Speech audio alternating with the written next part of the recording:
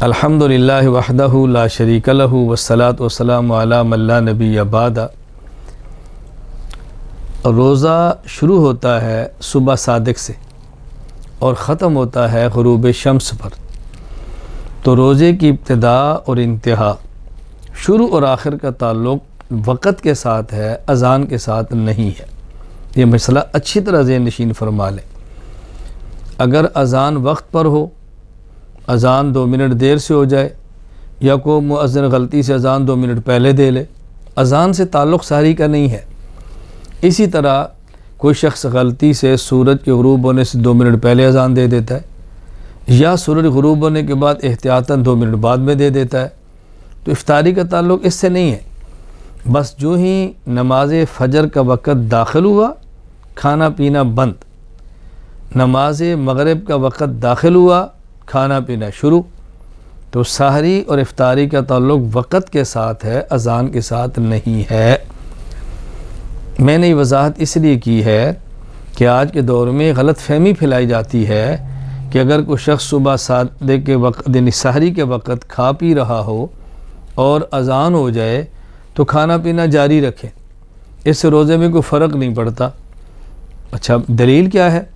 وہ کہتے ہیں دلیل ایک حدیث پاک ہے جو المستدرک علی الصحیحین میں ہے کہ رسول اکرم صلی اللہ علیہ وسلم نے فرمایا، اذا سمع احدکم النداء والاناء علی یدہ فلا یضعہ حتی یقضی حاجتہ منہ۔ اگر کوئی شخص اذان سنے صبح کی، برتن اس کے ہاتھ میں ہو، کھا پی رہا ہو، تو اپنا کھانا پینا جاری رکھے، برتن نہ رکھے۔ ہاں، جب اپنا کھانا پینا مکمل کر لے تو اس کے بعد کھانا پینا چھوڑے، اپنا حاجت پوری کرے، یعنی اذان کی وجہ سے کھانا پینا ختم نہ کرے، اذان ہوتی رہے اور یہ اپنا کھانا پینا جاری رکھے۔ تو دیکھیں اس حدیث سے پتہ چل رہا ہے کہ اذان ہو بھی جائے تو کھاتے رہیں۔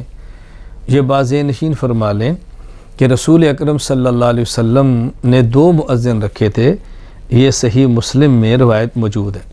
عبداللہ بن عمر رضی اللہ تعالیٰ عنہ فرماتے ہیں، کان لرسول اللہ صلی اللہ علیہ وسلم مؤذنان، آپ کے 2 مؤذن تھے، ایک حضرت بلال اور ایک عبداللہ بن ام مکتوم رضی اللہ تعالیٰ عنہما۔ حضرت بلال رضی اللہ تعالیٰ عنہ اذان دیتے تہجد کی رات میں، حضرت عبداللہ بن ام مکتوم اذان دیتے نماز فجر کی صبح صادق کے بعد۔ تو رسول اکرم صلی اللہ علیہ وسلم فرمایا کہ ان بلالا یؤذن بلیل فکلوا واشربوا حتی یؤذن ابن ام مکتوم، کہ جب بلال اذان دے تو تم کھاتے پیتے رہا کرو۔ کیوں؟ بلال رات کو اذان دیتا ہے، تہجد کی دیتا ہے۔ ہاں، جب عبداللہ بن ام مکتوم اذان دے کھانا پینا بند کر دو۔ اب دیکھو اذانیں 2 ہو گئیں، ایک حضرت بلال کی تہجد والی، ایک عبداللہ بن ام مکتوم رضی اللہ عنہ کی نماز فجر والی۔ اور رسول اکرم صلی اللہ علیہ وسلم خود فرما رہے ہیں کہ بلال کی اذان ہو تو کھاتے پیتے رہو۔ کیوں؟ بلیلن، یہ تہجد کی ہے۔ عبداللہ بن ام مکتوم اذان دے تو چھوڑ دو۔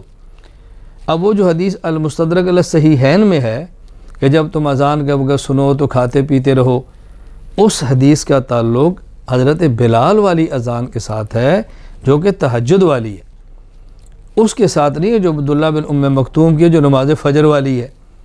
اور ہمارے ہیں جو اذانیں ہو رہی ہیں جس پر بات کی جا رہی ہے یا غلط فہمی پھیلائی جا رہی ہے، یہ اذان فجر ہوتی ہے، اذان تہجد نہیں ہوتی۔ اس لیے اس حدیث کی بنیاد پر اذان کے ساتھ کھانے پینے کی اجازت دینا ٹھیک نہیں ہے، روزہ نہیں ہوگا۔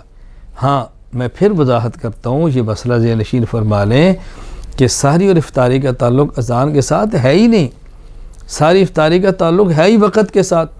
ہاں، اس دور میں چونکہ گھڑیاں نہیں تھیں، ہر بندہ وقت کا تعین نہیں کر سکتا تھا، تو رسول اکرم صلی اللہ علیہ وسلم نے وقت کا تعین کرنے کے لیے 2 مؤذن رکھ لیے تھے۔ بھئی ایک کی اذان تہجد کی ہوگی اور جو دوسری اذان ہوگی اس بات کی علامت ہوگی کہ اب صبح صادق ہے، نماز فجر شروع ہو گیا، کھانا پینا چھوڑ دو۔